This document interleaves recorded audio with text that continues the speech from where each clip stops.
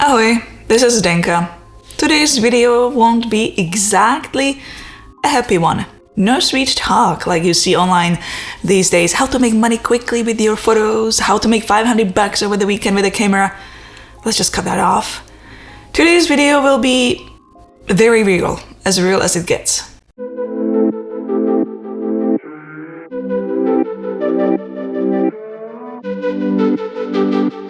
And for the new faces, welcome. My name is Zdenka Darula. If you want to learn how to take better photos and videos with the latest gear, more about photography and video business, and possibly participate in creative camera challenges, consider subscribing. Last few days, I've been thinking about my revenue here on YouTube and about my revenue in general. As my channel is growing here on YouTube, my revenue is actually, for past 6 months, going down. It is down about 30%, and it should be the other way. The channel is growing, the revenue should be growing as well. Affiliate marketing is down 50% for me in last 6 months, and it was actually 6 months ago. And it can be for many reasons. First of all, YouTube is now running ads on the non-monetized channels, the economy situation, what's going on in the world, my planning of the content on the YouTube, which is generating less income. It can be so many different things, but I'm not worried about it. I'm not in a point of being stressed out, anything like that. I do have also other income streams, as everyone should. When it comes to photography and video, you need to have multiple income streams to be able to make it or live comfortably with it. In today's video particularly, I want to talk about stock photography and video. I have been doing stock since 2007, around 2009 to 2012. It was almost full-time for me at that time. Right now, I have 14,512 photos and some videos included in that number in my stock portfolio. That is many hours, days, weeks of retouching, keywording, uploading. I've spent some serious time on that, and I also did invest in some of the photo shoots because I was paying the models. Then I opened up this YouTube channel 3 years ago, and I had to slow down uploading to stock. Last photo shoot I did specifically for stock was in September 2018, so it's a little over 2 years. Very simply put, I had to invest all my time to YouTube if I wanted to do this full-time eventually. So since September 2018, I only uploaded until now 48 files, some photos and some videos, and that's nothing. I would love to upload there, and I do have many files to upload, but I'm struggling with the time. I'm not an exclusive contributor, meaning I don't only upload to Shutterstock. I upload to 15 different stock agencies. I don't have all 14,512 files on all stock agencies, only on the main ones. I only try the other agencies to see if it is worth uploading there, so I definitely have less files in those. I logged into my accounts last night and I reviewed everything very carefully. I wanted to know how much loss of income I actually have since I haven't been uploading to stock for over 2 years. And we have a saying in stock that you gotta feed the beast, meaning that it is a passive income, but you gotta be pretty active to get the sales coming. Once you're gonna stop, obviously it's gonna go down, but the question is how fast and how much. And you gotta be active, or you gotta refresh once in a while to upload something to keep reminding yourself, and that will pull your old photos and you will see some sales here and there. What I'm going to do, I'm gonna review each agency in the order from the most selling ones to the least selling ones. How much percentage did I lose? Which agencies are worth working with in 2021, and which agencies are worth refreshing your portfolio, which agencies are not worth at all. And I bet I'm going back to at least refresh my stuff a little bit to upload here and there, because these days it is so important to have multiple revenue streams with all what's going on around us. Number one is Shutterstock. Shutterstock has always been the biggest seller for me. But ever since they announced the new reduced payout structure to contributors, the revenue was going down very quick.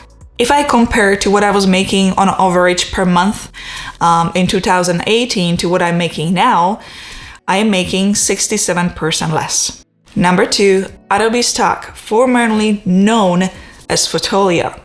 I know better not to stop uploading to Adobe Stock because first of all, you make money with them. And second of all, if you upload 300 photos and 300 videos by December 31st, then the next year you have the entire Adobe suite for free. That means Photoshop, Lightroom, Premiere Pro, After Effects, and all that. You don't have to pay anything. At least that's how it was up till now. I'm not sure what they are doing this year, but that's how it was up till now. With Adobe Stock, I last 36% of income, which is much less than with Shutterstock. Number 3 is 123 royalty free. I actually like 123 royalty free because their uploading process is very simple. It's very easy. You don't spend that much time to submitting your stuff. With this agency, I last the most income. I last 72% out of all of these. Now, Shutterstock, Adobe Stock, and 123 royalty free are the biggest players when it comes to making income for me. They make me the most money. Number 4 is iStock by Getty. I used to love iStock many years ago. They were one of the highest sellers for me. They were making me quite a bit of money, but then the ownership changed and all that, and it went pretty steadily downhill. Also, I really don't like their system of uploading photos. You have to do that through this program or app. It's very time consuming. It takes forever. I don't like it at all. And on top of it, once in a while, they reset the login, so you can't really get to your account, and then I have to contact them, go through all the security, and it takes 4 days. I had to do it last night. So with iStock, I lost the passion, but I also lost 43% of income.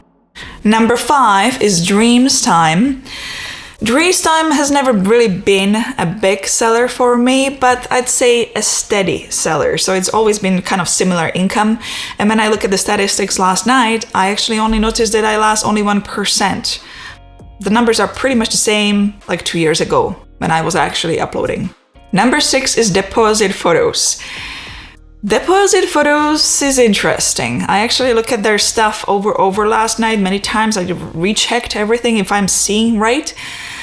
I gotta figure out what the heck is going on, but with them, the opposite happened. I'm actually making 40% more of income than I was making 2 years ago.